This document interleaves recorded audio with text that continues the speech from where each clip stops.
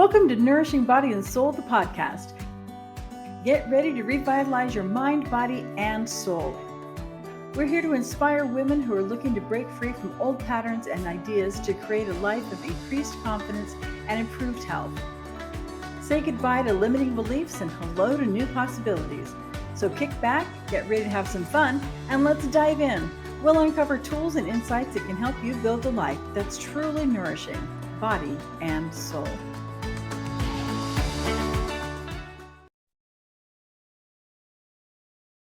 Hello again, I'm Tracy. And I'm Victoria. And this is Nourishing Body and Soul, the podcast.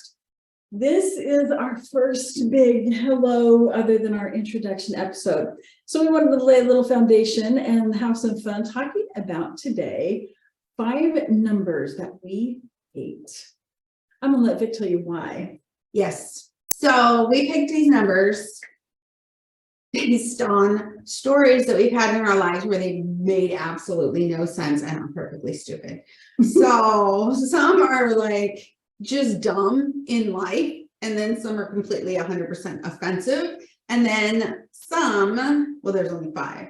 So one, especially, which is Tracy's number one hate in life, actually affects our health in terms of what doctors are willing to do to us.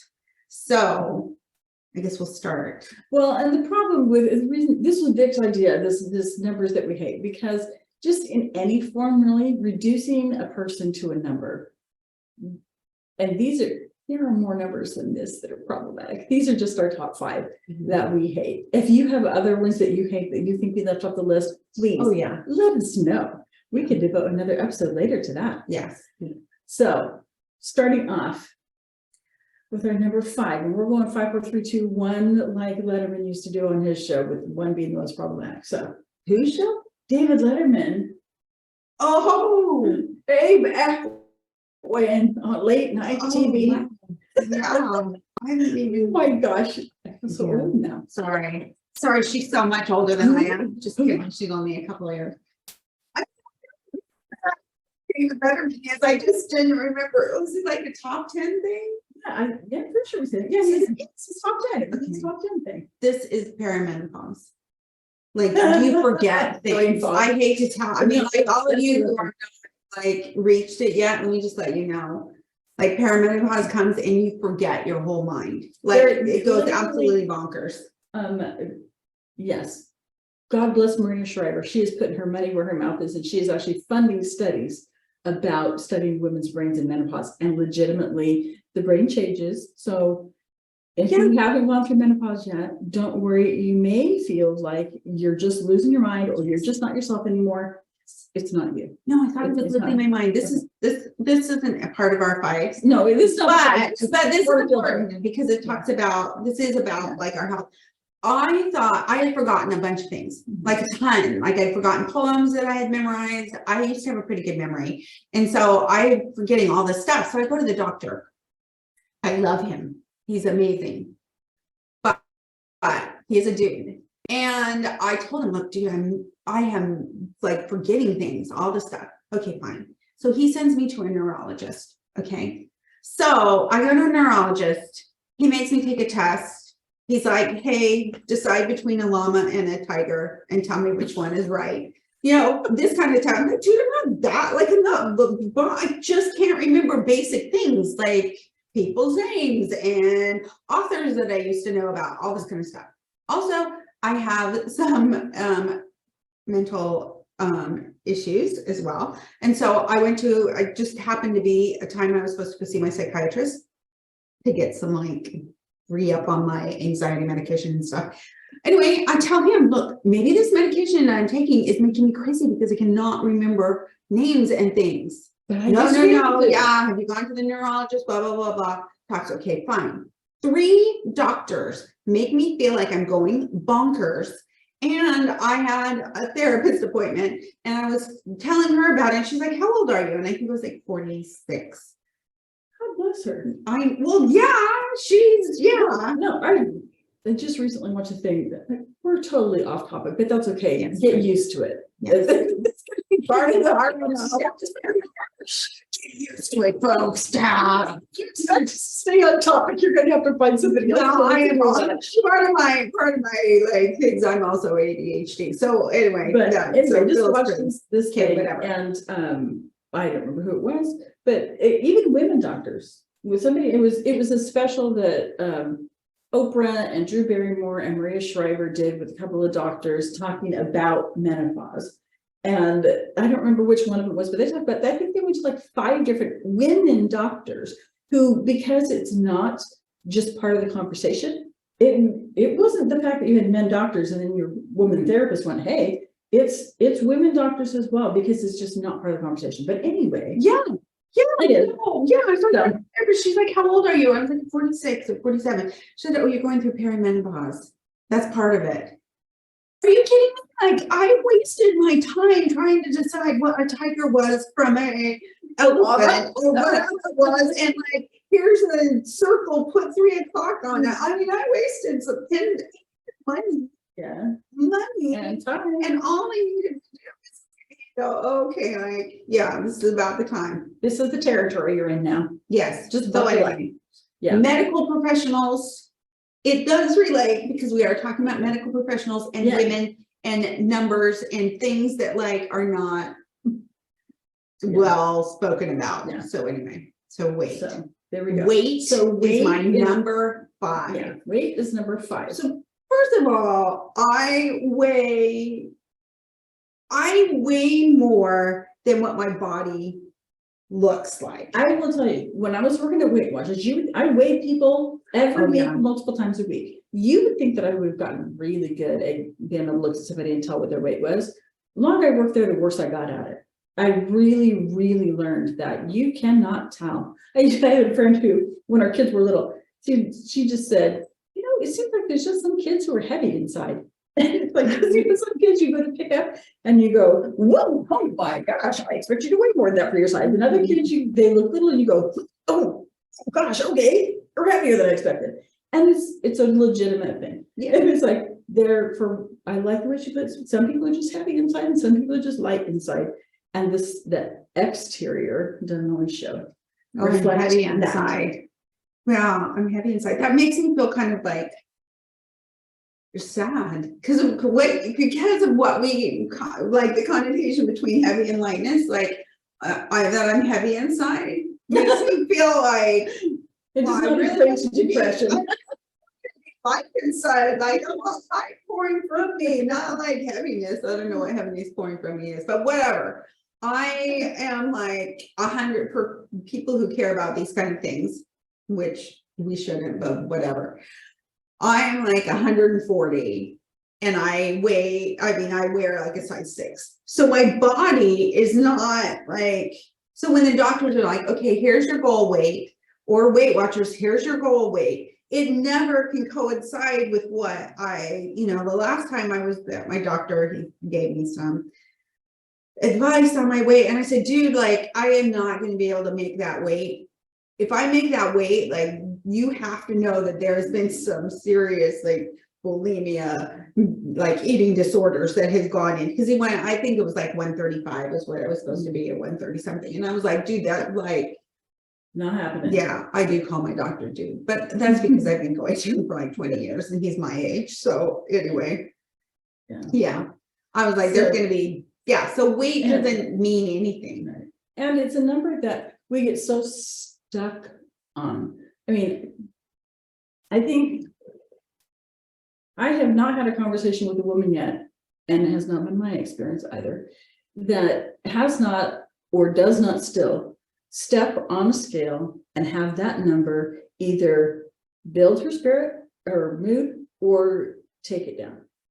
And we tie, it kills me to say this, but it's so fun. We tie our self-worth and we tie our mood to a number on a bathroom scale. So true.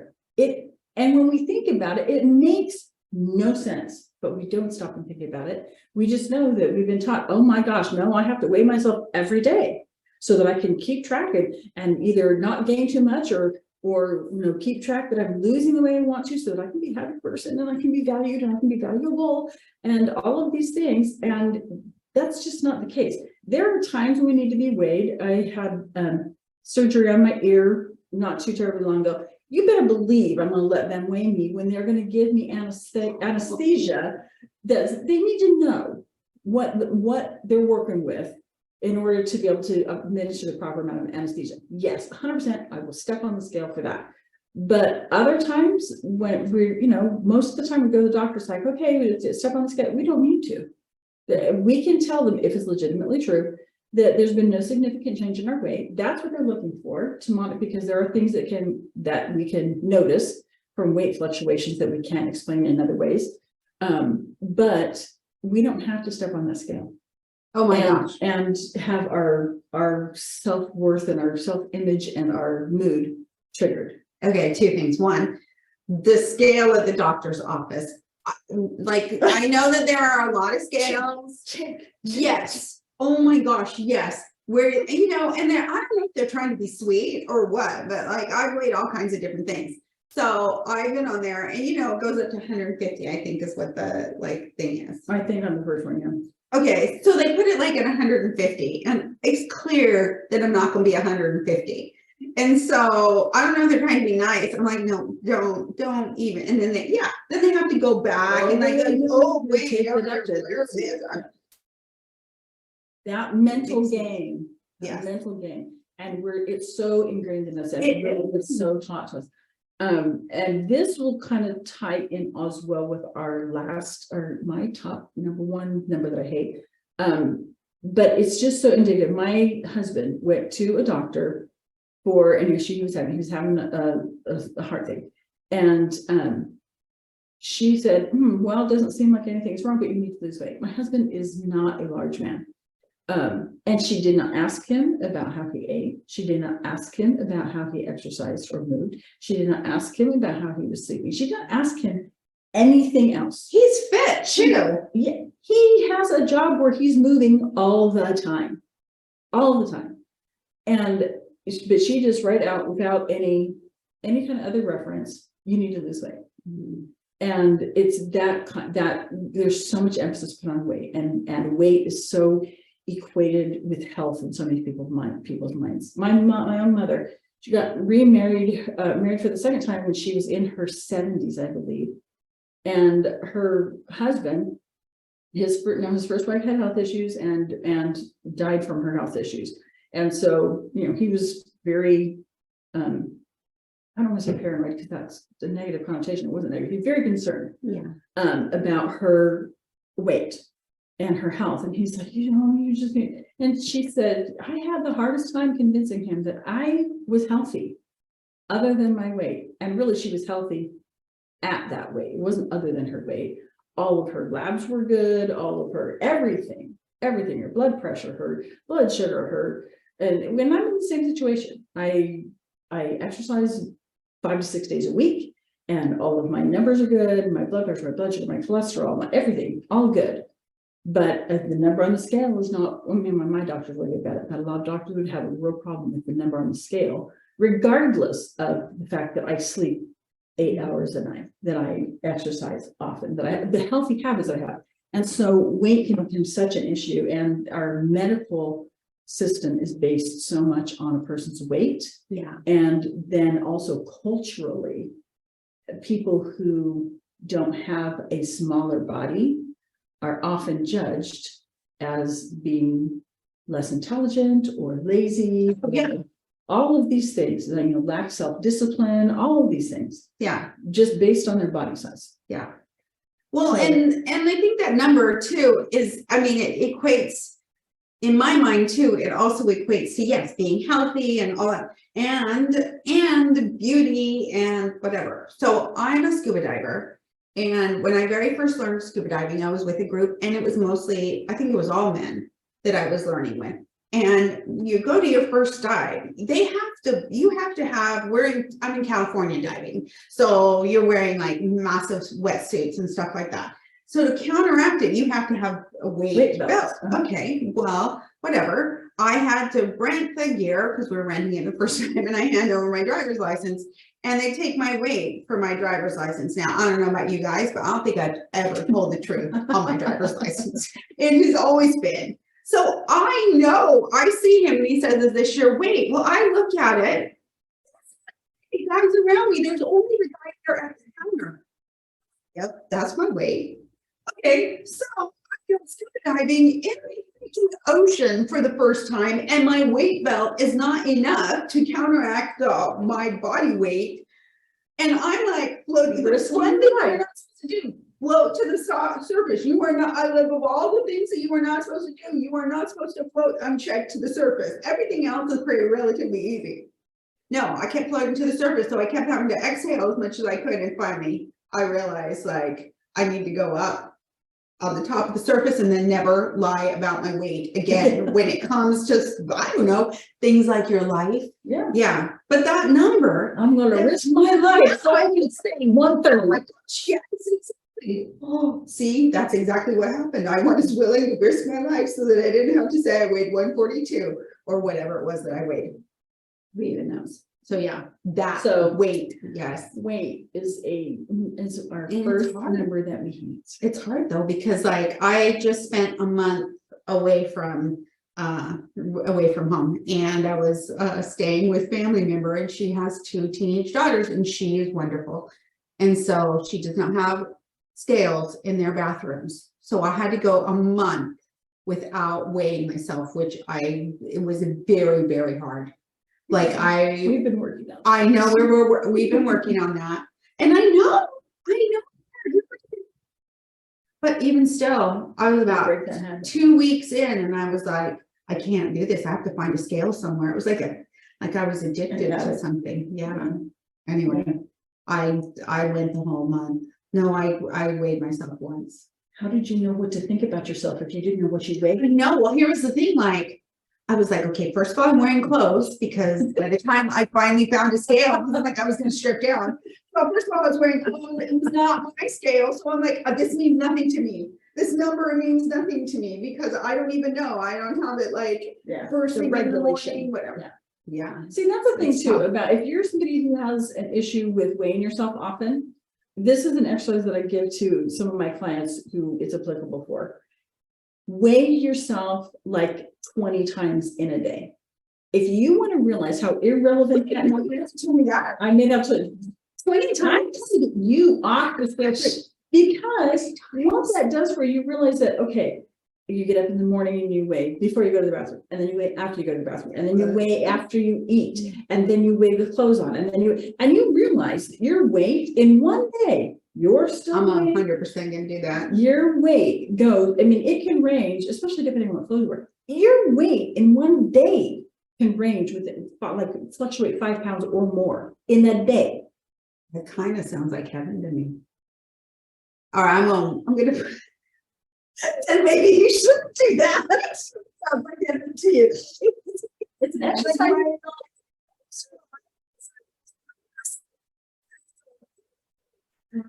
You're right. No, it's very. It's to take the import of that number away. That's the point of that. So if it's not going to help you take away the importance of the number and realize how irrelevant it is.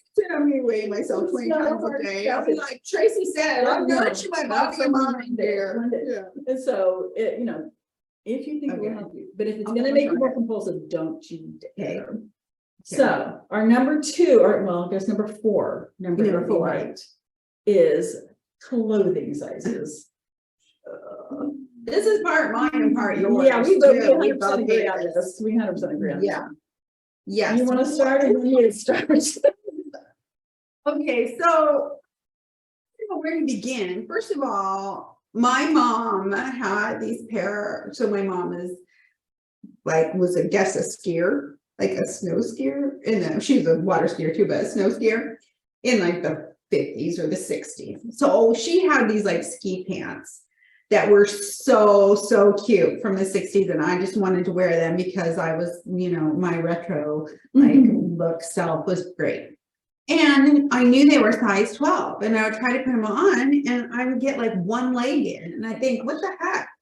How, and so, I would judge myself, like how terrible I am. I can't even fit into these size 12 and then, or size 10, they might've been size 10, but, and then I think they said Marilyn Monroe wore size 14. Girls. No, that size, that is not today's size, that is for sure. Cause I can wear size, I went last time I went to the mall.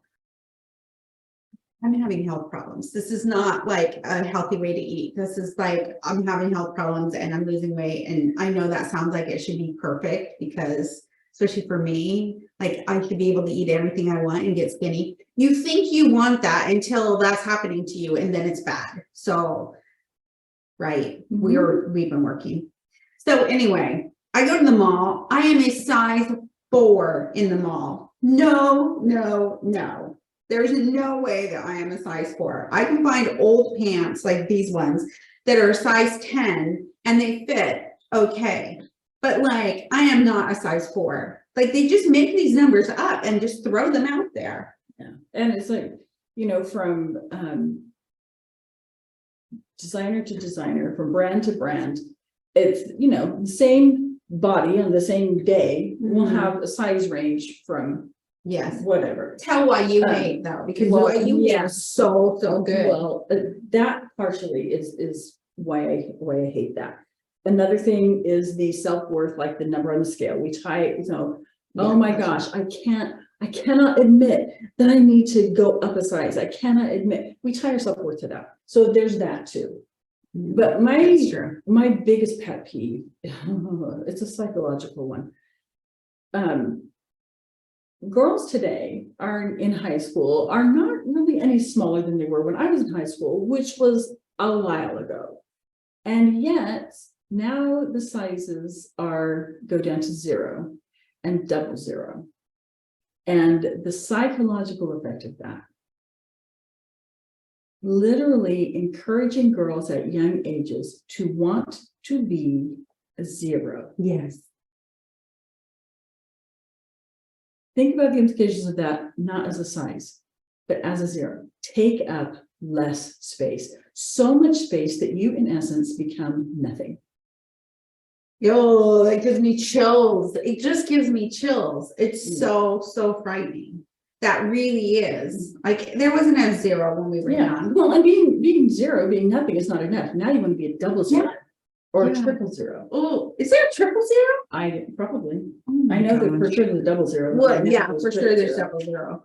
Yeah, I mean, yes, like it blows my mind to the point where I can hardly get words out. Yeah, it's so frightening to think about that is what we are being reduced to. The more power we're getting in society, honestly, the more power we're getting in society, the more they want us to take up less space. I don't know who they are, but they want us to take up less space. And yeah, to teach girls that 0 is what you want to be. Yeah. Like I used to want to be perfect size 6. That's why I always called it a perfect size 6. Now it's a 0. I mean, it's so, it's just, mentally, it's just warped. Yes. Just warped. So clothing sizes are our number 4 number that we hate. Our number 3 number that we hate is calories. Yeah, that's your word. Calories. Well, I hate calories too. And again, it's because the idea is just so warped. I have a treadmill that I love. It's a good treadmill. And every decent treadmill has on it a display that will tell you how many calories you burn by that.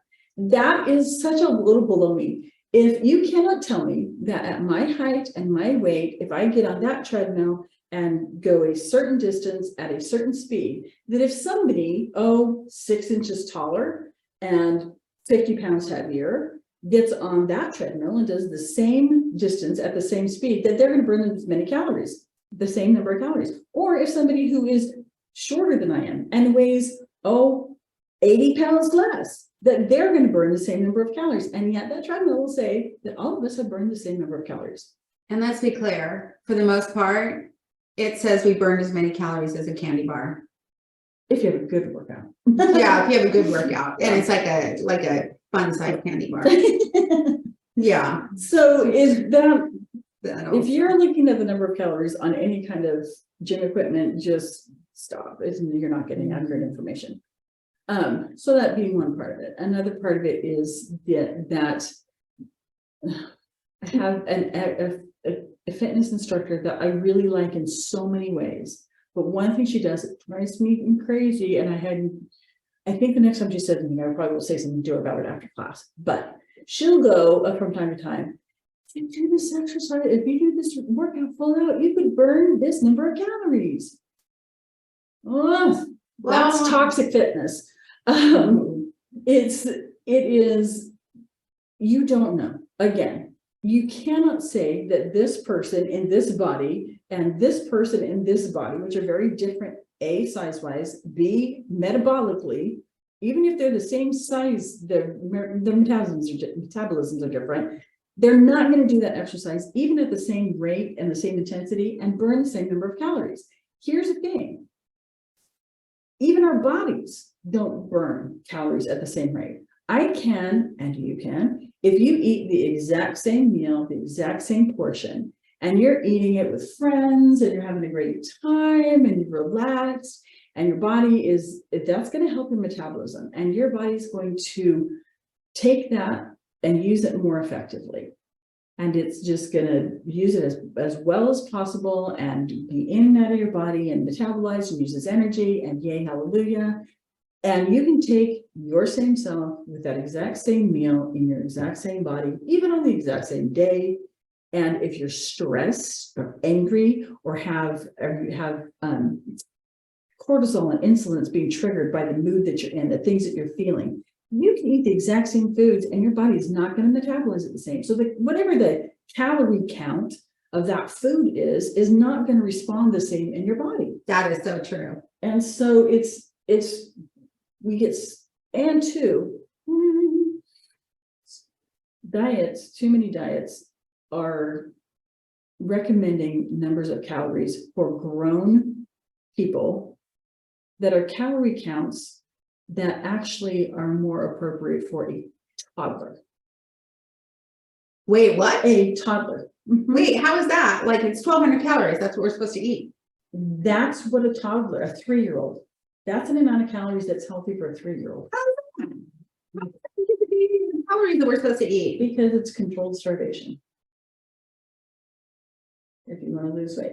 And the whole calories in, calories out thing doesn't work either. Well, first of all, we know that doesn't work because although I did lose weight that week, I did do a Weight Watchers week where I talked about before, where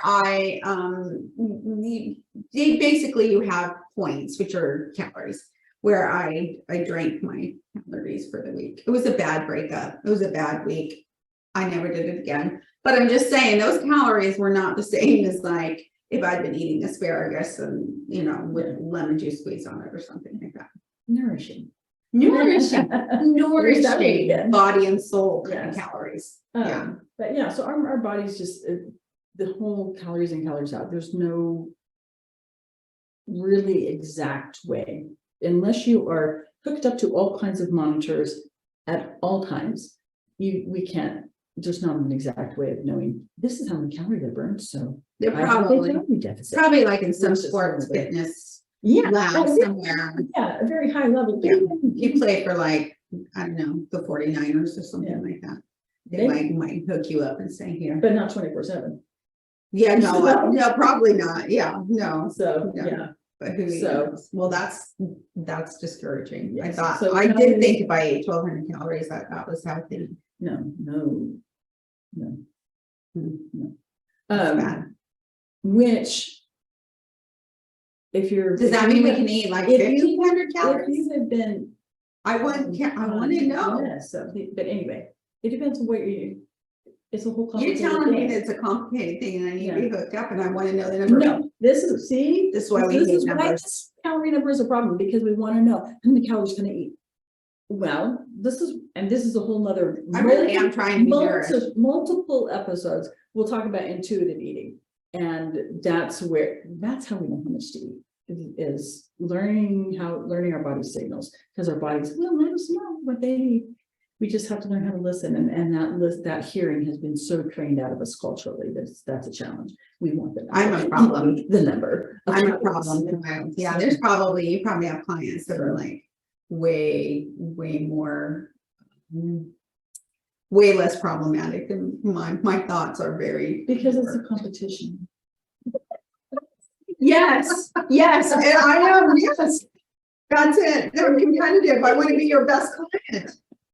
Not your most crazy client. So, all right, we're getting down to our number 2 and our number 1 numbers that we hate. And when we were discussing this, we did not agree on what needed to be the number 1 and what needed to be the number 2. I said, I will arm wrestle you for the number 1 position. I agreed to your number 1 because of the health implications. So I do agree to that. Yeah. But This this number convincing. I hate so freaking much. So It our number is 2 number that we hate is the ranking system that Explain. men, it started out men, women say it now too, but like that men say, oh, well, she's a 5 or she's an 8 or she's a 7. And I don't know if it's because I'm super competitive and that I never like knew exactly what number I was. Like I was probably a 5 on a good day, but who even knows? But like I had a lot of guy friends, and I lived with guys in college as roommates. And yeah, they ranked women like, oh, she's an 8 or now they have a new ranking system where like, oh, well, he's a 7 because he opens my, who gives me presents or he, whatever. Do you know what I'm talking about? Yeah. He's a 5, but he has a husky that he loves, and I love huskies, yes. So now he's an 8. Yes. Yeah. No, I hate that so much that we're reduced to like one single number. Makes me bonkers. Well, yeah. I mean, and obviously somebody's going to look at somebody and it's so subjective. It's so subjective. Yes. And it's subjective and it's objectifying. Yes. Yes. To this person's they would say, oh, they're an 8. And this person's going to go, no, dude, they're a 4. And this person's going to go, are you kidding me? That's a 10. And so it's very subjective, but it's also objectifying. And how, if you think about that, and forgive me, I do not mean to offend if you're a person who has ranked people like this before, but how judgmental is that? Don't rank. We're sitting in judgment of another person by our all-knowing standards. On a scale of 1 to 10, I deem them a fill in the blank. It's just so judgmental, and it is objectifying and objectifying. It's so like it makes my little any credence to anything other than what you can see. Yeah, my little free like feminist heart just wants to like. Anyway, yes, but that does not have the same sort of implications that the number 1 has. So the number 1 number that we hate that has affected every single one of us is the body mass index number. And this number, this is the number that also tied in with when I was talking earlier about my husband's doctor who said you need to lose weight without doing anything else. This number determines what kind of health care we get, for one. For another, it has been changed just willy-nilly. There was a time where they changed it, and literally people who went to bed one night and were not overweight woke up the next morning and they were. It affects what kind of insurance we can get and what our insurance will cover. It also, if it were accurate and it did all those things, I wouldn't have as much of a problem with it, but it's not. It was never designed to be used as it is. This is an index that the only thing, what it was created for, was they were just kind of trying to look for what an average sized person in Europe was. In Europe? In Europe. And it was just men. And it was young men. First of all, they're skinnier in Europe. Well, it's just like, are you kidding me? And it's such a problem. Look up the history of the body mass index. There are a lot of people who say that it's racist, and I don't know about that, but it's the history of it, the way that it was created. It was never, and even the guy who created it, he was not anybody medical. He's like a numbers guy.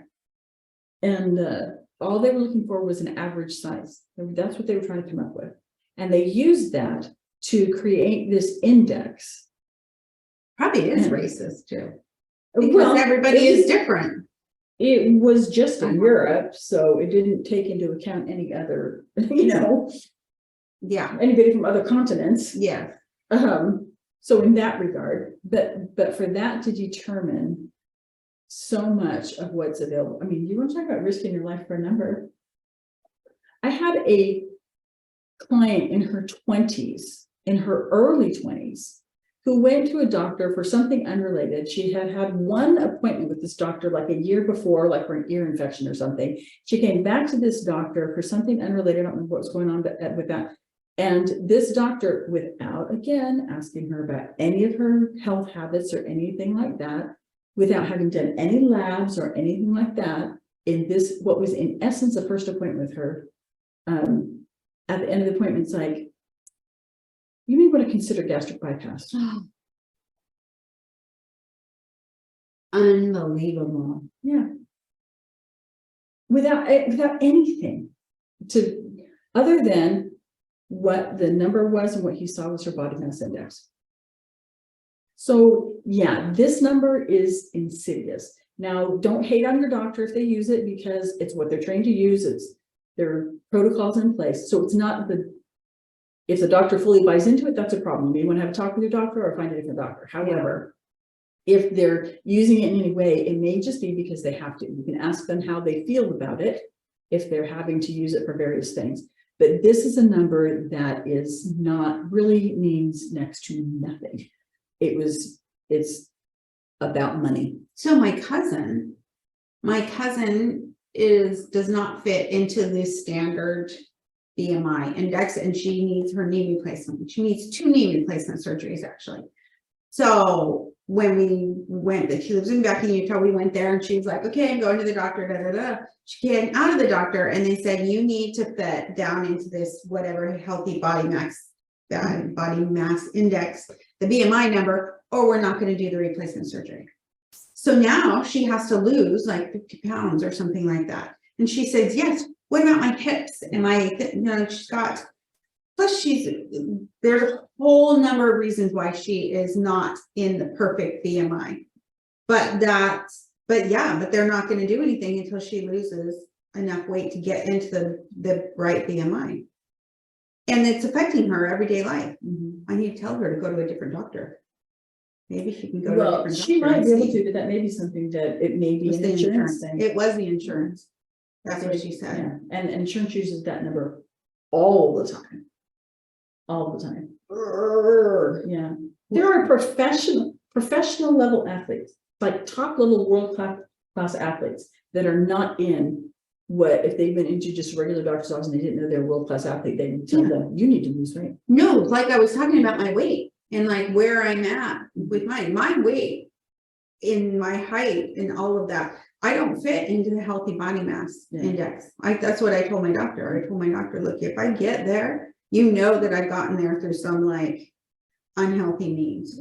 There's just no way in my body. And my numbers are all good.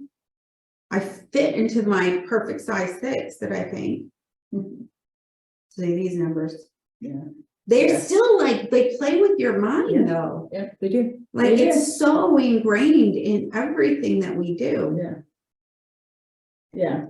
So your weight, yes, clothing sizes, calories, ranking system, and body mass index. Watch out for those numbers. Watch out for those numbers and stick with us if you want to find out how to untangle them from your brain. We'll be covering a lot of these things in lots of episodes to come. And we'll see you next time. See ya. Okay, so this is embarrassing because I've always made fun of people who did this, but Like and subscribe. turns out it's important. Well, it's important because if you like what you're listening to and seeing and you want to find it again, it makes it easier for you to find it. And then also it makes it easier for other people to find it. So if you like us, Like, like us. yeah, Like and subscribe. yeah, like put a ring on it like Yeah, us. yeah. Then like and subscribe, and it'll make us easier to find. Hey, it's Tracy. If this was helpful and you'd like more, follow me on Instagram at tlastel.nourishingbodyansoul, or on Facebook or YouTube at Nourishing Body and Soul, or you can find my website at nourishingbodysoul.com. Thanks for tuning in to Nourishing Body and Soul, the podcast. Before we wrap up, we just want to remind you that the information we share in this podcast is for educational and informational purposes only and is not intended for medical advice. While we hope you find our discussions helpful, we strongly recommend that you seek the advice of a qualified healthcare provider before making any changes to your diet, exercise routine, or any other aspect of your health. We also want to make it clear that the host, guests, and producers of this podcast are not responsible for any adverse effects or consequences that may result from the use of any information or suggestion discussed in this podcast. We care about your well-being, but we can't take responsibility for individual outcomes. By listening to this podcast, you agree to indemnify and hold harmless the host, guests, and producers of this podcast from and against any and all claims, damages, liabilities, costs, and expenses arising from your use of the information provided in this podcast. We're so grateful for your support, and we hope you keep listening and learning with us. Thanks.